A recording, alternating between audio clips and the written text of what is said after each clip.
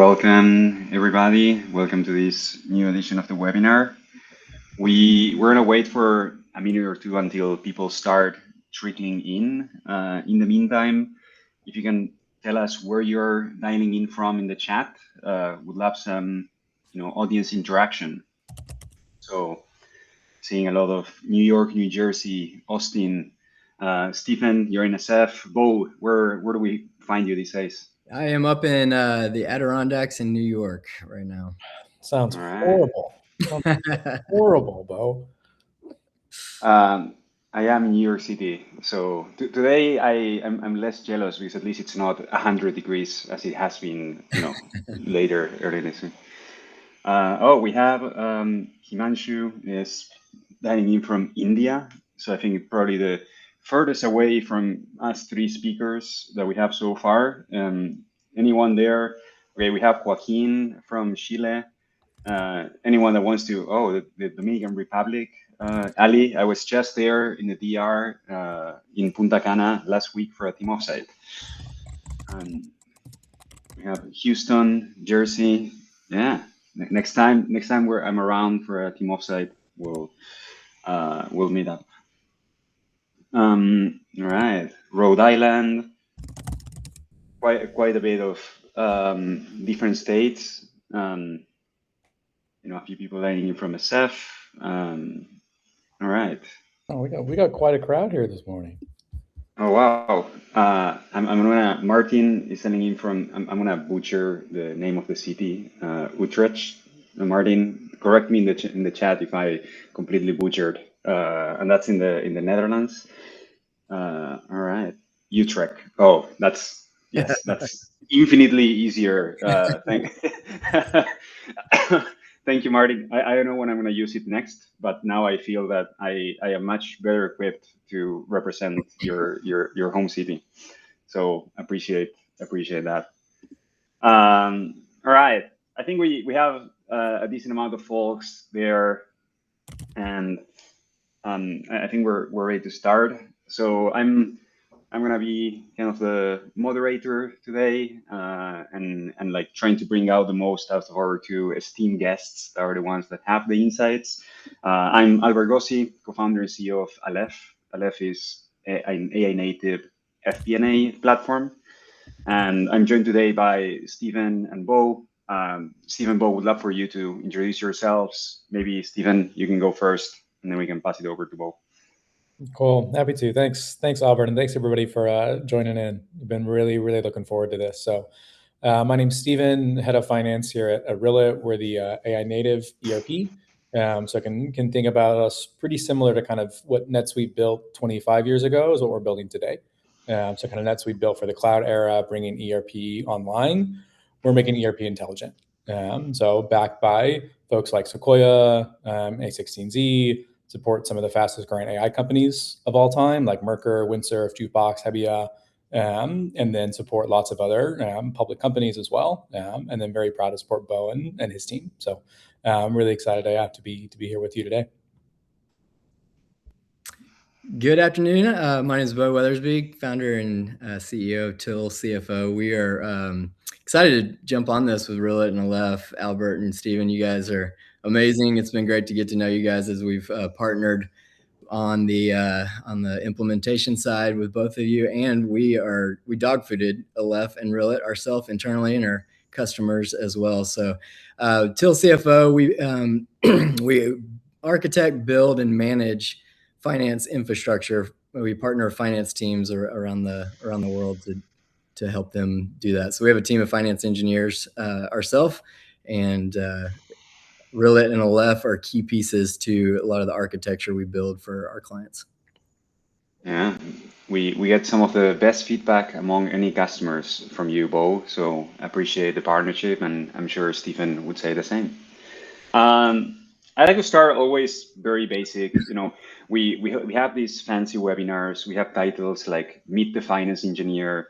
I don't know how many people in the audience could accurately describe what they think a finance engineer is. So I want to start from the basic and maybe get a bit of your take of, what do you think is a finance engineer? How would you define like the role of a finance engineer? Maybe Bo, I think you can start, and then we'd love to hear your thoughts, Stephen, as well. Yeah, I think Palantir made this concept popular the last decade. It's the concept of a forward deployed engineer.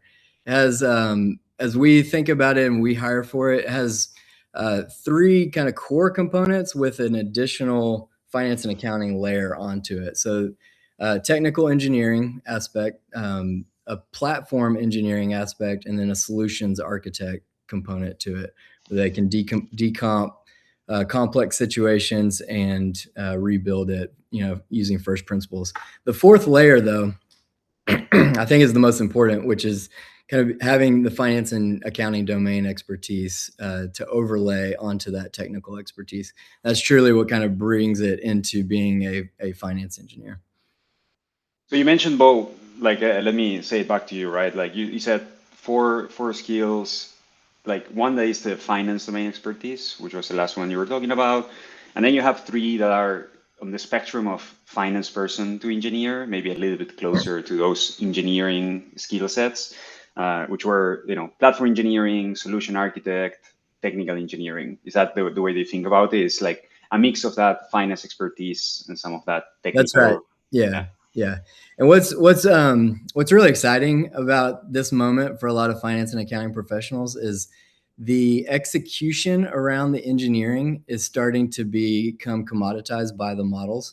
So like Fable came out 24 hours ago, and now, it's like crushing benchmarks on being a senior AI engineer and having that skill set. And so if you can harness the models, that technical engineering component of that I just described is being commoditized, which means that the accounting and finance domain expertise is now the scarcest resource. And so that's where this blend comes in, and it actually becomes way more valuable to have the skill set, the experience set, the judgment around the domain expertise. Makes sense. And so I see it again, it's like this hybrid between a finance person as an engineer. We'll have your take, Stephen, of how much you define it similarly versus not. And maybe I would weave in also, Fernando has a very good question that I was thinking about asking as well. Not to discredit you, Fernando. It's, you had a great idea. That is, which side do you see more success in, Stephen? Is it finance people becoming engineers, or is it like engineers becoming finance people? Yeah. It's funny because like in some ways, finance engineer still feels like a made up title. All titles and names are made up, but it still feels kind of made up. And the good analogy of kind of seeing is, so Clay invented this term go-to-market engineer a couple of years back. And once again, at the time, like it was like, oh, cool, fancy marketing title, right? And now like we have a go-to-market engineer on staff at Rillet. And that role's older, so a bit easier to kind of describe and flesh out. But like basically his role is to automate as much of the go-to-market function as he can and accelerate the go-to-market function. So that includes everything from like installing tools that help the team to like automating some of what the AEs do, account research, things like that, automating BDR account research, right? Like his whole goal is just to help the go-to-market team move faster, stop wasting time on manual stuff. You apply that same mindset to the finance engineer, right? Where they're coming at it with a finance mindset and saying, what either like tools do I need to install? That could be like a Rillet and Aleph, or what processes do I need to put in place and build to automate these manual tasks our team is spending time on.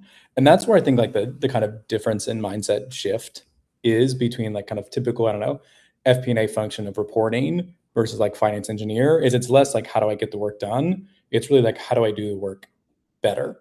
And sometimes that can be done like with someone already on the team, or sometimes you need separate function for it. So specific to like Fernando's question, frankly, I see a lot more success of going like finance folks learning engineering than the other way around, at least at like the companies at our stage, right? Once you get to, I don't know, maybe someone that's really a much larger organization, thousands of employees, something like that, then you might need someone with more engineering data background to step into finance. At the stage most of us are at, it's usually someone with more of a finance background because it's still more finance heavy than it is like true engineering, right? It's still lots of vibe coding and systems thinking. Yeah, Boris Cherny, the creator of Claude Code, he was on a he was at an event with Sequoia a couple weeks ago. He had this statement. He said that the best people positioned to write accounting software in the next few years will be accountants. So if you look at what he's saying, which he, they are 6 to 9 months ahead of everybody else with what they know is possible with these models. He's saying that the accounting and finance domain expertise is actually the more valuable thing, and the engineering is getting commoditized away. Yeah, I think it's really like interesting in the sense of like, because there's like a lot of domain expertise for accounting, and like how does that apply everywhere else? But I think like practically, so what does that mean? I think about a tool like Stripe, for example, one of the like best billing tools ever created, period. But it is built for engineers by engineers, right? So for all the accountants in the room, like to reconcile that with your GL as a tester, right? Like you can just tell it's not built for it, right? And it's just that mindset of like, it's not built by an accountant, right? It's built by an engineer. So it works well for engineers, but not accountants. And to your point, like that's the difference, that accountants kind of building these systems and finance people building the systems, it really separates the kind of quality and usefulness of the tool at the end of the day.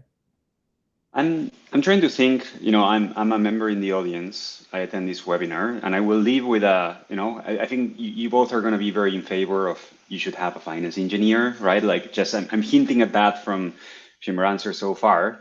So I am a VP of finance, I'm a CFO, I go back to a CEO and I'm like, I need a finance engineer, right? And they're like, what it is made up. Why are you coming with like a random title that like didn't exist? So maybe let's arm the finance people on the other side with like some arguments and express a little bit more of like why now? Why does it make sense to put a finance engineering in the hiring plan today, and why not 2-3 years ago? What do you think, Steven?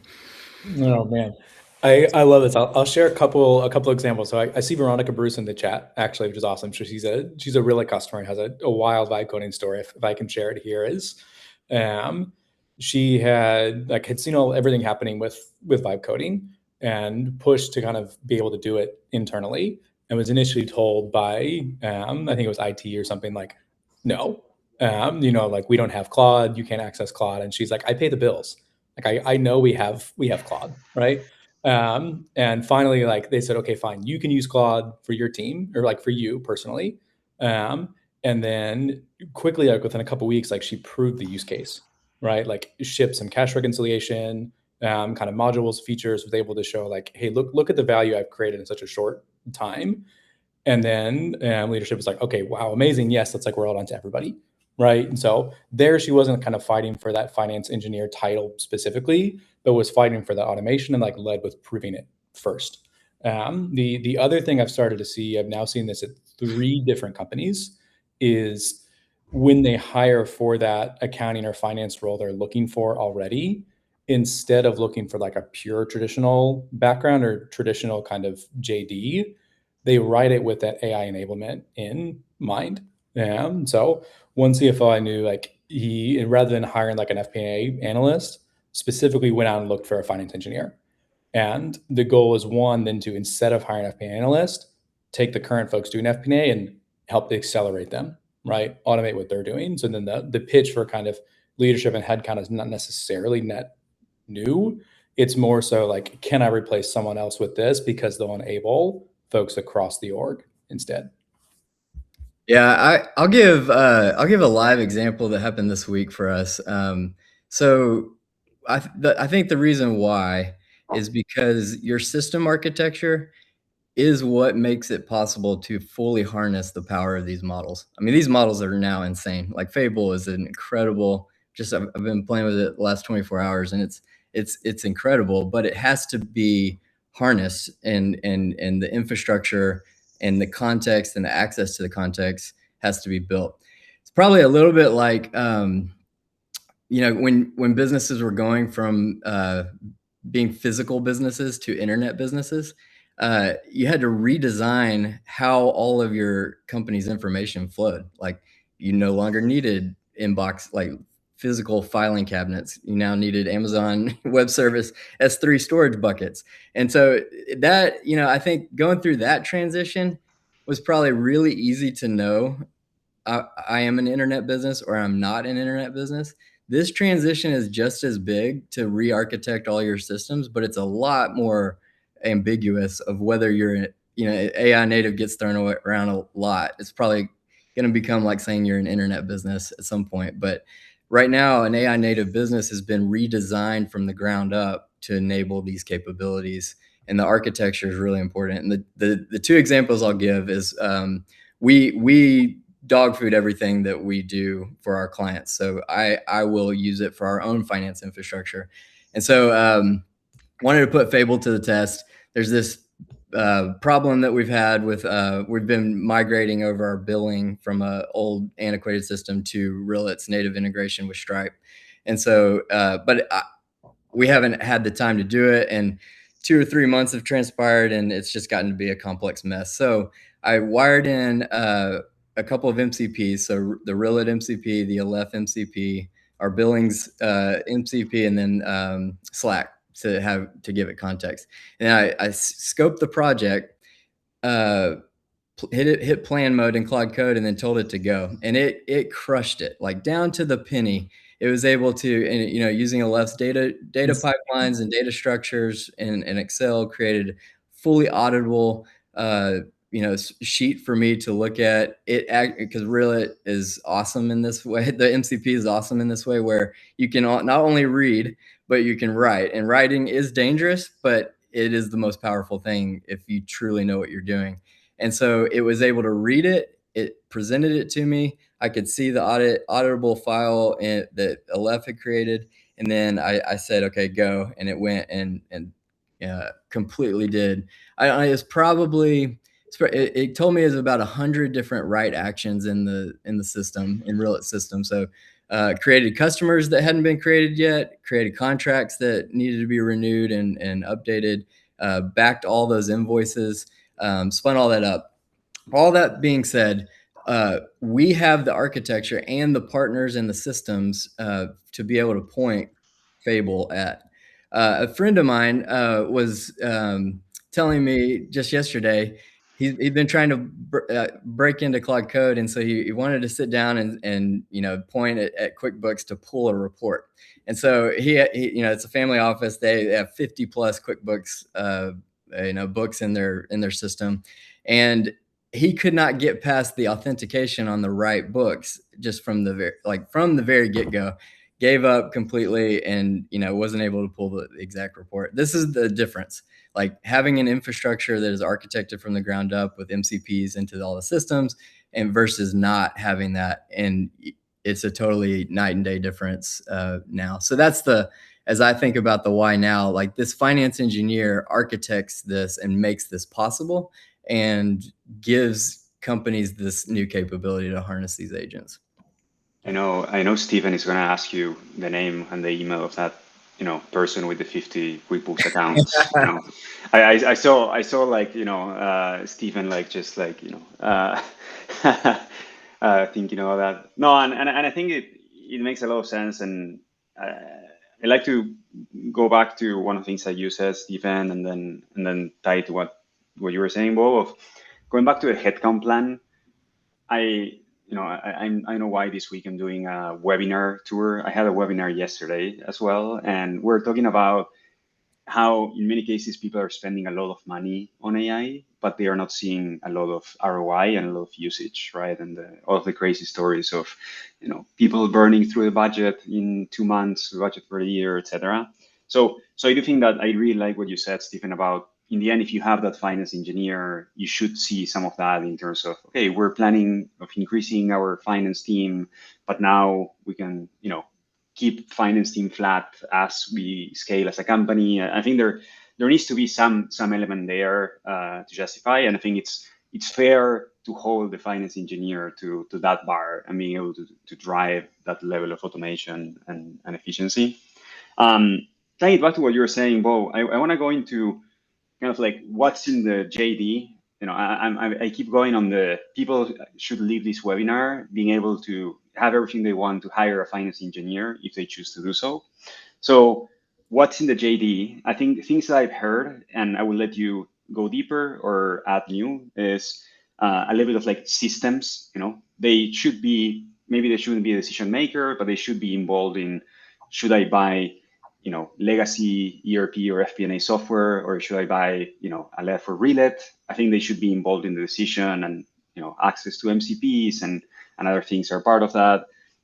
There's a lot of actually automating workflows. I imagine a lot of let's rank workflows that the finance and accounting teams are doing from most time intensive to least time intensive, and let's start at the top and go through that. What else? What else do you think they should do?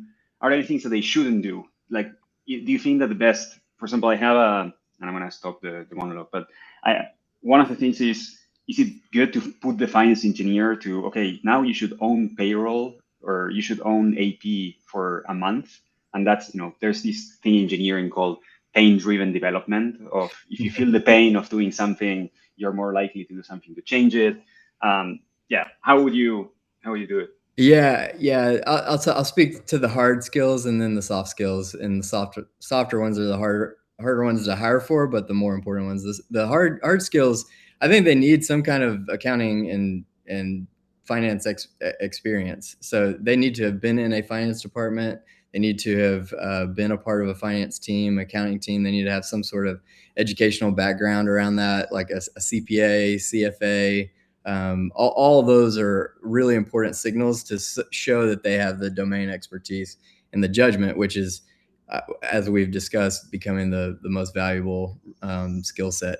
I think they need, they don't, like, not many of our finance engineers on our team have technical coding experience, but they do have this systems engineering mindset. And I think as we hire, we look at, do they have that altitude control of being able to like zoom way out and get at 40,000 feet to look at the problem holistically across, you mentioned payroll, but that's a huge one that involves HR. It involves sales often, when commissions are involved.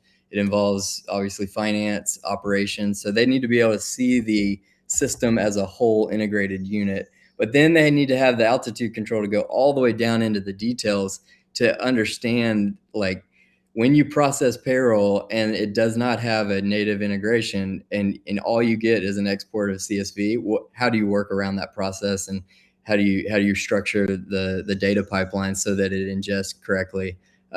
Being able to go back and forth, high altitude to low altitude, is another important skill set.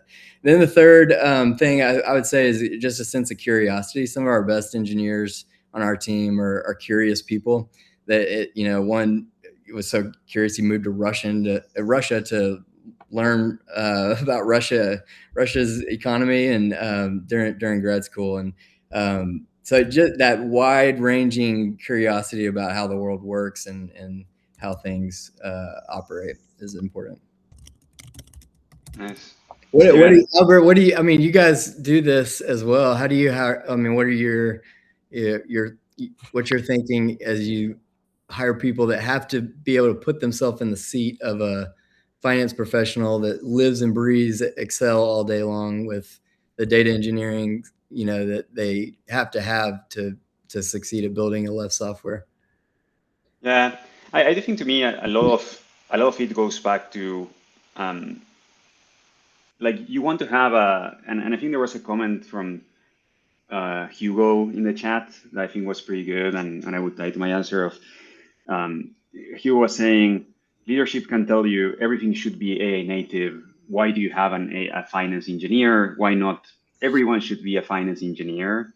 And I think the way that I think about this, there's different skills. There's people. There's from technical skills. There's analytical skills. There's domain expertise. There's even like people skills of like partnering with different departments. If you can find someone that does all of that, and like everyone in your team is amazing at everything, that's great. But like, that's not the most scalable way to build teams. You want to build people with different spikes, and you want your finance engineer to spike in system design, analytical thinking, and then you can pair them with someone that might be amazing at actually chatting with the different business functions and helping them think, and they can be good at explaining and teaching others, right? And I think it's hard to find, to have the bar for everyone needs to be excellent as everything. So I do think a lot about team composition in some way. Yeah. That's the part of why I like the finance engineer as a title, and then most titles are BS, right? Like it's just a title. Like who cares? Let's be honest, right? Yeah. Our titles often rarely describe what we actually do day to day. But the reason I like it as a title is it becomes very clear what the goal of the person is. The goal is to automate mundane and manual tasks. It's similar to someone being I started my career at Walmart, and we had an entire department, an SVP of finance transformation. That was their whole thing. And it was clear what they did was systems, right? It was maintain SAP, maintain our ERP. The whole goal was systems kind of architecture and setup. But the goal was more systems, right? The goal was not kind of efficiency and automation. And how do I go talk to this team and say, what are the manual tasks consuming all your time today? How do I help you automate those? Either teach you how to do it yourself with AI and tools and process, or actually go build something for you, or go look for a new tool, right? The mandate was more just maintain SAP and make sure these things work, right? And so that's why I like this title of finance engineer specifically. The whole mandate is go automate, right? Look for the most manual tasks, look for the things consuming time, and then just go take care of them, right? So we had one question in the chat about real workflows. We've got an AR agent now that will review invoices that are overdue, and then see when the last time we sent an email to them from our inbox, go draft an email, include a link to the invoice, and then we don't just let it send to the customer directly. We still review it and ship it, but we could set it so it could just go, right? But so rather than us every Monday, whatever, pulling a report, seeing what's overdue, how much, going to get the invoice, getting the email from who the customer is, drafting up the email, sending it to them to follow up, right? It just gets done, and it's still flagging things to us, and we can make it more aggressive or sound like a pirate, whatever we want to. But it actually just handles that workflow end to end, and that's the finance engineer mindset. So that's what I would look for in the JD is folks that have kind of the automation mindset.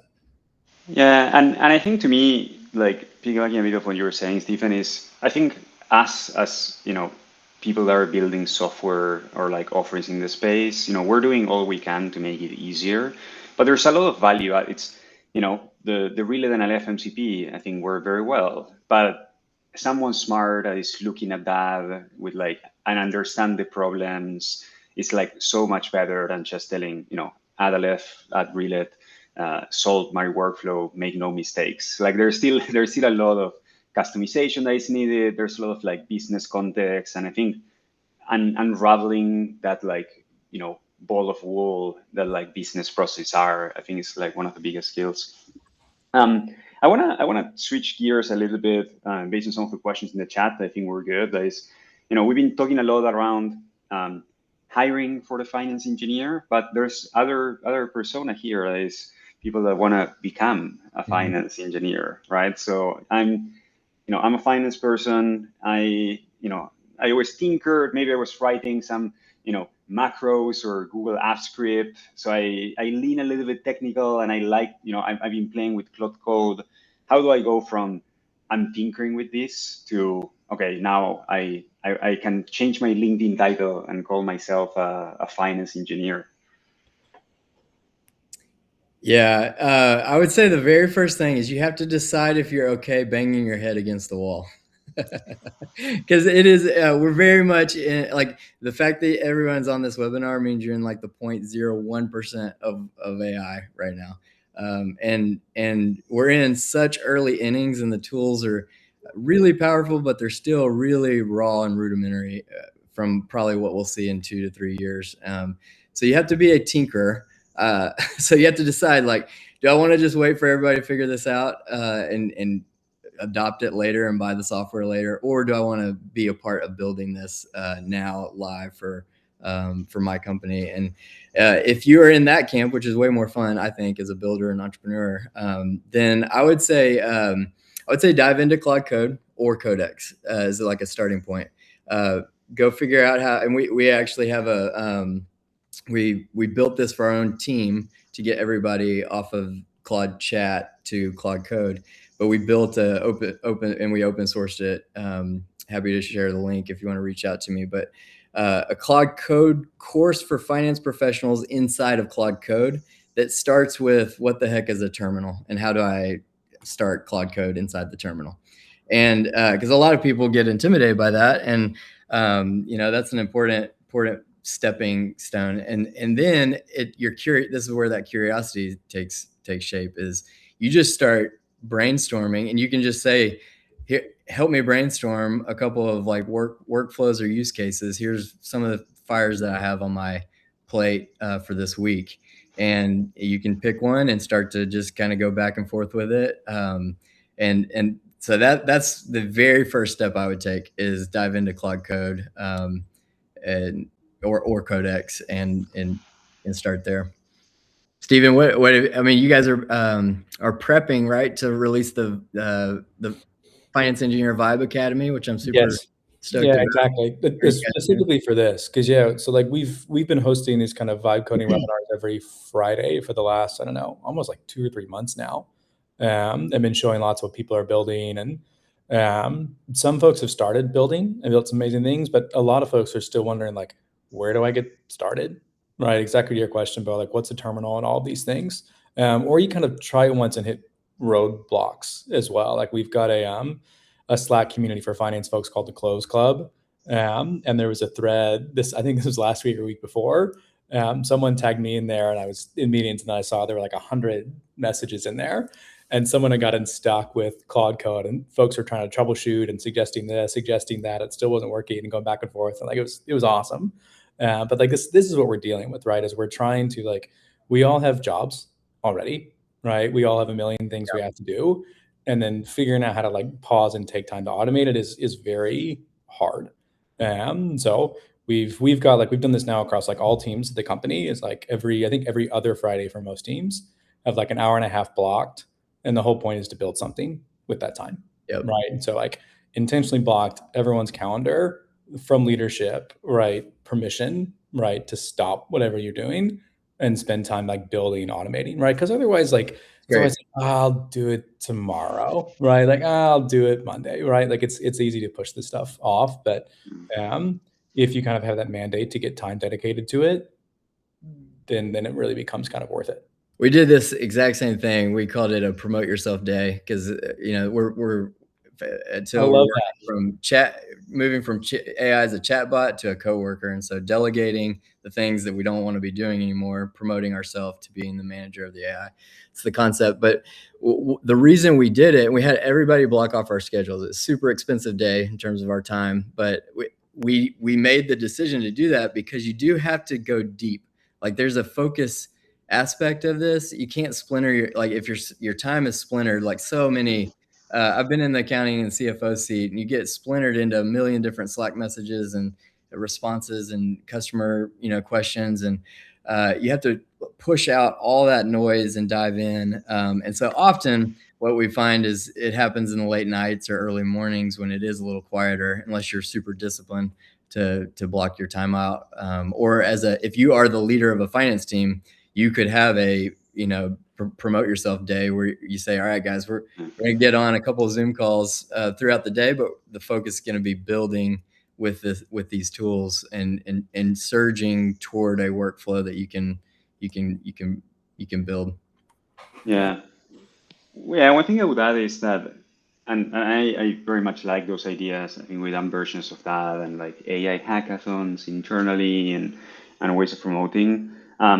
Maybe the one thing that you guys mentioned that I would add is a lot of these things, the hardest part is getting started.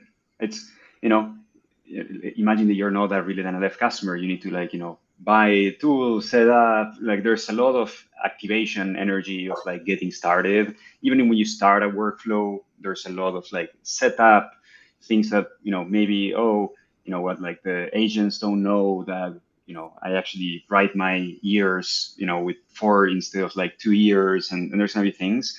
But like once you pass that, it is a bit like, going downhill and like running downhill. And it does become, I think everyone can get to a point where it is faster to do it the finance engineer way than it is to do it the normal way. And the only thing that is like separating you is that initial setup of getting things connected and getting things configured.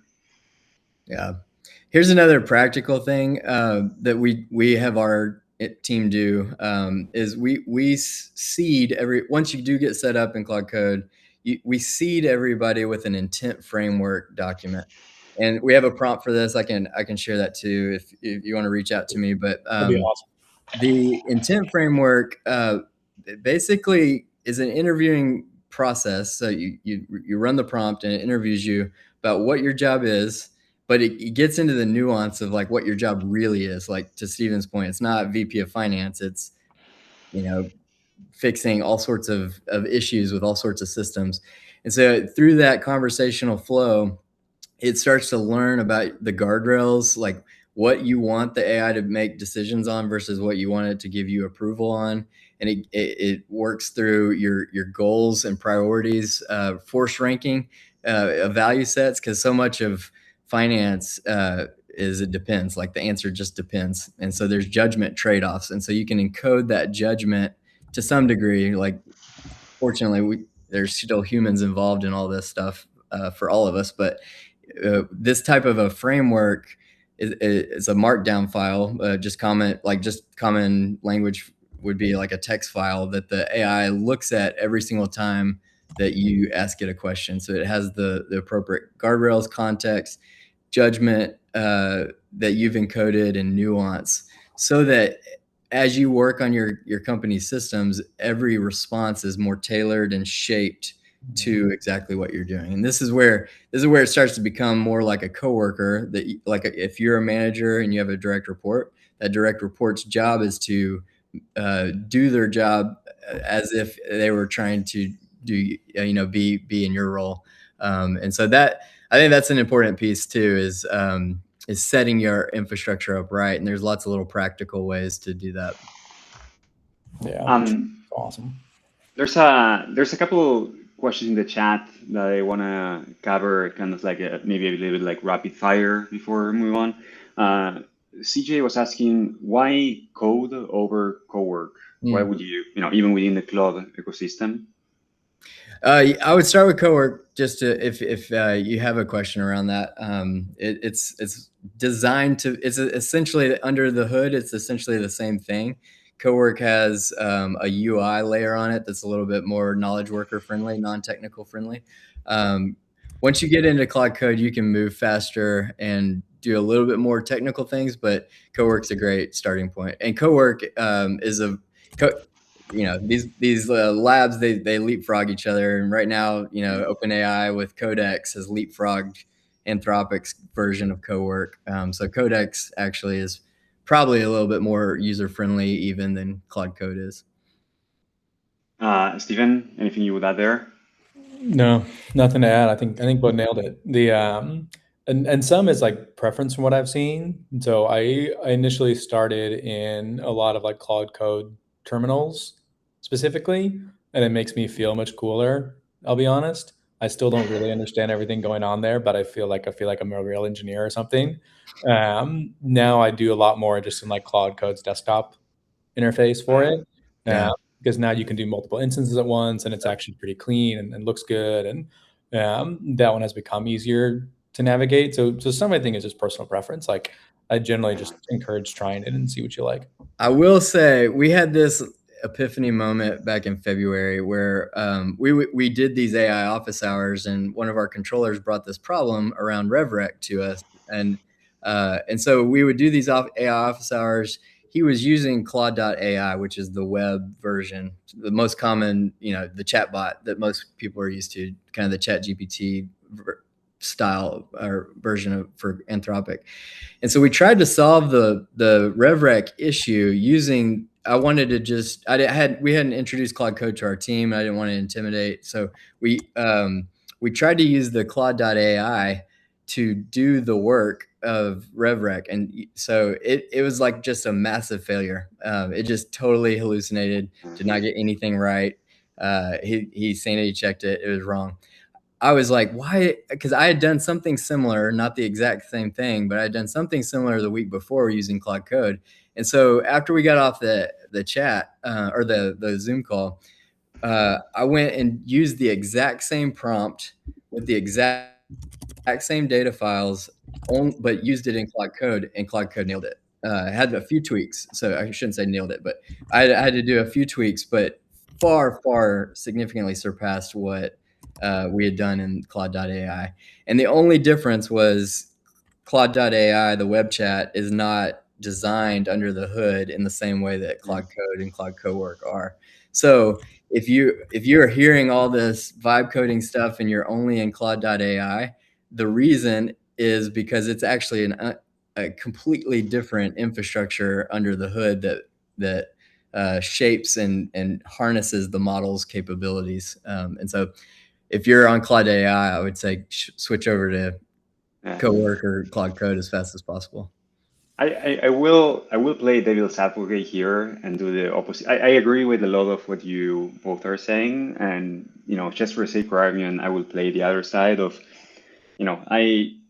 every weekend I go on X and I see people talking about their AI setup, and it's like, oh yeah, I have like 100 different agents working in parallel, and like, what do you get done, with all of that? Oh, I managed to have a setup where I have 100 different agents. So like, there's a lot of that where, as with every new technology, there's a glorification of this on the setup, and I'm very much, let's talk about what you have to show for your setup, and we'll judge based on that. And I am a big fan of, start a simple, there's a lot of things where Claude Chat, Claude.ai will work well. And, I do agree that for a lot of use cases, Coworker code might be infinitely better. But like, I want to go back to the output is what matters and what you were able to get done over any setup. Despite Claude Code making you feel cooler, Stephen, which is a very important, part, feeling cool is an important output as well. It is important. Yeah. This goes, Albert. This goes to the what we were saying earlier about the judgment. Your outcome does matter, and your ability to judge and the definition of done and the accuracy of the output, whether it's Claude.ai or Claude Code or Claude Cowork, that's a really important piece. And we call it a 10-80-10 sandwich at Till, but 10% up front, specifying the intent, setting the direction. 80% of the work gets done by the model, and then 10% at the end is human verification and validation. That judgment is applied, and that 20% on both ends of the AI doing the work is still squarely human. And I think probably, I don't know, I shouldn't say always with all this stuff, because who knows what's happening, but it does feel like there's always going to be a human in the loop at some, to some degree with all this. For sure. And I was going to add here is like I think there's some like, I don't know, like finance engineer or whatever, like sounds very intimidating in some ways. And I think they fair. And also in some ways I'm like, it's not that different from what we've been doing in many ways over the last 5 years, I think about. Like when I started at Walmart, we had entire teams for data. Like their whole role was just making the data clean and scrubbing it and building the SQL queries. And like my role is mostly just like take those queries and build the reports and do the analysis and things. And then I moved to a startup, and we obviously didn't have a data team. And like I learned to build the SQL queries myself and actually like build the data structures and all of these things. And some of that is because it was like smaller company and startup. But some of I've seen this across the board, it's like finance folks becoming experts in data. And sometimes data even like rolling up to the CFO or within the finance org is like, and sometimes it's because like we ask data team for things, and like I'm sure they want to, but don't have time to help the back office, right? So we just figure it out ourselves anyway. So I see this as like the same thing. This is like a new level in many ways. Obviously, like it's not just kind of data structuring and building, but it's still that same of like, we need these things for our future as finance folks, and we can ask for the resources and ask other teams to do them. And the reality is like, it's probably not going to happen very often. Like someone said in the chat, why would you dedicate an engineer, to the back office? And I'm like, fair enough, probably the right move. So we're going to have to learn the stuff ourselves. But now, like with Claude Code and these tools, like it becomes easier to do them. And Thibaut, to your point, like move from the mid office, from the back office to the mid office and front office. Yeah. Is really. I'm glad you bring this point up that it's like like just some of the old boring stuff. I think Rillet and Aleph have a really good taste and sense of this. We talk about how you want to keep the probabilistic layer as thin as possible and the deterministic layer as fat as possible with your workflows. And so what that means is AI is really good at generative computation where it probabilistically creates things. In finance, you do not want probabilistic thinking with your finance data. Like if a journal entry needs to match to the penny, you don't need it to sometimes match to a penny, sometimes match, give or take, $500. You want it to be exactly right the exact same time. And so what Aleph and Rillet are is an underlying deterministic data model and system to flow your accounting data and finance data through that. And that's largely just boring data engineering that has been around for decades. And that's a really important piece that I think a lot of people get like dazzled by all the talk about what you can do with all these agents and having 100+ agents and all the LinkedIn bros saying they vibe coded away their job. And the reality is that they vibe coded away maybe the thin layer of it, but that fat layer, the deterministic, is really a lot, really, really important still. Yeah, I do think, and probably Stephen would agree, like, we want to do the boring stuff so you all can do the sexy stuff on top. And that's kind of the mindset. As we have a little bit over 10 minutes left, want to switch fully towards Q&A. There are some questions that have been popping up in the chat, but if you have questions, please submit them and we'll start going through those. The best question in the chat so far is from Catherine, and it's, Bo, are you wearing 2 watches? Tell us a little bit about that. I am a data nerd, and I'm embarrassed that somebody figured that out. I do have I have a Whoop and an Apple Watch, and the Whoop is giving me a lot more physiological data than my Apple Watch does. And I have not figured out how to get both of them together. So whoa, look at this. There you go. All right, good. I'm a good company. I knew I liked you, Albert. How many do you have, Stephen? You have like 0 things on your wrist? Wow, there's so much real estate there, so much opportunity to put stuff. We welcome and encourage questions like that. If anyone has more questions like that, this definitely makes it fun. Like I think we have here Fernando. This may be like a little from before, but I think it's still good. Is like, are you seeing success developing this type of role? Okay, we replied to this one already. So there's a lot of comments around your setup, Stephen, as well. Yeah. Do they both fit into Claude and you pin them against each other? That's great. Maybe I can jump in here. Like one question I've seen from folks about this is like, how do I find someone for this? Right? Like if you're going to go external for this, like how do you find somebody? One thing, like practical example I've seen. So I met an accountant in Austin a few months back, and he was looking for a new role, had applied to like 2,000 jobs and had not found like any he was particularly excited about. And he started posting about what he was building, like vibe coding on LinkedIn. And then a few weeks later, actually got outbounded by a CFO looking for someone who was very AI native and building here and could do these things. So he started like doing the work, and then someone found him. And like I was like, dude, like that didn't happen, right? And like he looked at his profile, saw the receipts, we're like, this is how it worked, right? So surprisingly, like LinkedIn actually becomes an interesting way to find people doing those things, right? The other way is to make vibe coding part of the interview process.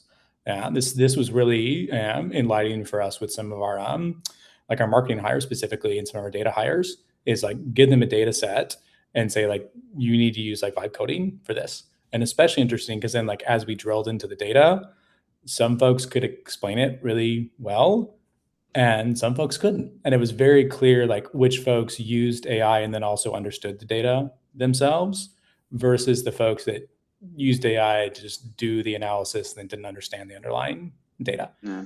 It was very clear from the prompt and how they put it together. And so I find helpful both like, yeah, on the top line, look for folks, like go out and look for folks who are building with AI, folks talking about it on LinkedIn, or folks even like coming to sessions, webinars, et cetera, like this, folks in the chat sharing what they built. If you're recruiting for the role, it might be helpful, right? And if you're looking for roles like that, start posting about it, right? Start talking about it, put it out there, let folks find you. And then, yeah, make it part of the interview process specifically. Like, what can you vibe code? What can you build? You have to use AI for this interview process. How are you going to do it? I completely agree with that. We just hired a controller last week, and out of the 100+ candidates that applied for the job, he had been posting about using Claude Code with his accounting workflows, and that was something that really got our attention. When we think about the interview process, which I very much agree, and I'm curious, both Stephen, both of your takes of how you do it. Do you give people a data set, let them vibe code it, and then discuss the results? Are you, hey, let's open Claude live and let's talk while Claude works? Which flavor have you been doing? Mm-hmm. That would be. I haven't tried any live builds. That would live would be fun and super intense for the interviewee. We primarily give a use case and give them time to come back, and all right. They have to record a loom doing it though. So we'll have them record a loom where they open up the use case from the very beginning, and then so that we can see the screen as they build it. We haven't done it for these type of roles, right? Like this finance engineer or this profile, but in other roles, like more on the engineering and the engineering side, one of the things we've done is we do the pre-work. They vibe code something, they use AI, we go live, and we ask like 1 or 2 follow-ups live. So it's not, it's an it's not like building the whole thing live, because sometimes maybe the start takes 5, 7 minutes. By this, doing some of the, you need to bring your, Claude Code chat open, and we're gonna work through that. Brad is asking, has anyone started to ask candidates to see GitHub repos already? Which is, again, very common. For those of you that might be less familiar, GitHub is a platform to host code. And when you're talking to engineers and an engineering interview process, it's very common to ask for a repo and see what code they have written in the past. Have you done that now? We do for our engineers, if that's a word now, or for a job now. But we don't we have not found any finance and accounting professionals that are non-technical that have started to use GitHub. Our team uses GitHub now, and so now our non-technical users are submitting PRs, and it's super cool to watch and see that process. But coming into our team, we have not had a candidate yet that is that advanced. So Brad, if you are a candidate, or if you have GitHub repos and you're an accounting and finance professional, I'd love to chat. On Michael's question, like realistic scenario without access to systems, I think in a couple of ways, it's just data sets. Is you could either simulate, I don't know, your AP, your RAMP Brex data, your ERP data, your FP&A data, have them do a reconciliation or mapping process or something. So just providing the data, because we can do the same thing even with Claude now, right? If you don't want to connect it directly to these systems for security access reasons, whatever, is you can just upload the data in yourself. So depending on level of role, would just give them 1 to 2 data sets, or give them different data sets and potentially have them disagree, find the nuances. Now, I find it's helpful to have lots of different date columns in there that mean different things, because the AI especially has a hard time parsing those. But a human should be able to read through and say, okay, this is start date, create date. This date is when the quarter that this opportunity originated. This is you know, the month that we booked the journal entry, like whatever it is, this is the month that it was accrued, like whatever it is, right? But AI gets confused on date, so it's helpful to have nuances in there to make a human think through and sort through that the AI might not catch. Yep. Eric was asking, maybe a quick one is, you both mentioned courses, skills. Maybe we can do with, you know, if you can share that with, we can do in the email that we send after the webinar with the recording. We can make sure we include all of the links. So if you're looking for links, we'll make sure we get everything. We had another question, Stephen, I'm gonna direct to you as our LinkedIn group. I mean, like, you know, Bo has become more active on LinkedIn recently, but like, Stephen, you're the OG LinkedIn poster here. So, you know, there is a question of like, is LinkedIn more useful than publishing code in GitHub? There was a question around, you know, Mark was asking a question that I didn't fully get, but maybe one of you all, if not Mark, you can comment in the chat and clarify that. I want to post, but not create a strong LinkedIn presence. Like, talk to me a little bit, Stephen, about, you know, LinkedIn and how you've been using it. I mean, sure. Like I think LinkedIn is still extremely underrated within the professional community. It's weird to me that we all spend so much time on it now. Like, it has shifted to a social network, but it is the only social network that is not anonymous. It's the only one. And so it becomes very useful then for things like this, where you can ask for questions, share well use cases. I think LinkedIn is a good medium for that. Other place I would share use cases, ask questions about these kind of things is any finance networks you're in. So this is happening like in our Slack community, Close Club. There's another group I'm part of called FIF, Females in Finance, where folks are sharing use cases there, right? So all of these things, like, I know the few people in those channels that are the like vibe code forward folks because they're talking about it, right? So I can name in my head who these people are because they share. So now when I have folks who ask questions and want to get connected to folks, I'm like, oh, go talk to Veronica, right? Go talk to Bo, go talk to Anela, right? Like, these are the people I know because they share these things, and they're not even posting on LinkedIn. For some of them, it's just in these other forums and channels. And so if you want to start like building yourself there, just start like sharing what you've built, or just ask questions, right? Like, it's scary, right? Like, it's intimidating to be like, ask things like, what is a terminal, right? So you can ask Claude those things, or like just ask them in these threads and in these groups. You know, like, we're all learning together here. I have a final question to wrap it up, as we're a couple of minutes. I saw a lot of comments when we joined around the NBA finals. Bo, Stephen, Spurs or Knicks, and who's gonna win the soccer World Cup. As an Argentinian, you know, I don't want to bias, but I don't know. Okay. I don't know. You should take a bet on that one, Steven. I would take the other side of that. You know, USA. You know, so we have to go on Spurs and France. Put in the chat your predictions as well. Bo, what do you? What would be I'm your a Texan, so I'm going with the Spurs all the way. Go Spurs. They got a lot of ground to make up though. And then on the World Cup, I will go with England. Oh, here we have Justin, you know, agreeing with you. It's crazy how, you know, I asked questions around the finance engineer, which was the topic. Cricket, no one replies. I asked like Knicks or Spurs. The chat is bursting, and now everyone is super engaged. So you know, that's probably, yeah. So we have, I mean, it's pretty split. You know, a lot of Knicks coming there. Anyway, wanted to end with that, like with that light and fun note. We're gonna wrap because I'm sure a lot of people have 1 p.m. Eastern, 10 p.m. Pacific.